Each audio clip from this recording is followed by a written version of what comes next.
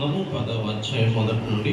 అప్పుడు సమూయేలు తైలపు కుండి పట్టుకుని సౌలు మీద తైలము పోసి అతను ముద్దు పెట్టుకుని, యెహోవా నిన్ను అభిషేకించి తన స్వాస్థ్యం మీద అధిపతిగా నియమించి ఉన్నాడు అని చెప్పి ఇలాగూ సెలవిచ్చాడు.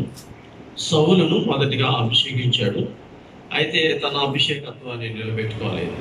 రెండవదిగా దావీదును అభిషేకించాడు. ఇక్కడ మనం చూస్తున్నప్పుడు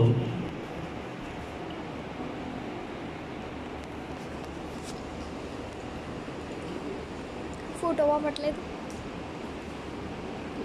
నా దాంట్లో లేదు. మా తాత ఫోన్ ఇలాంటిదే.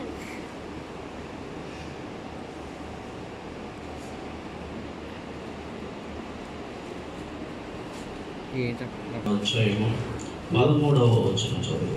సమూయేలు తైలము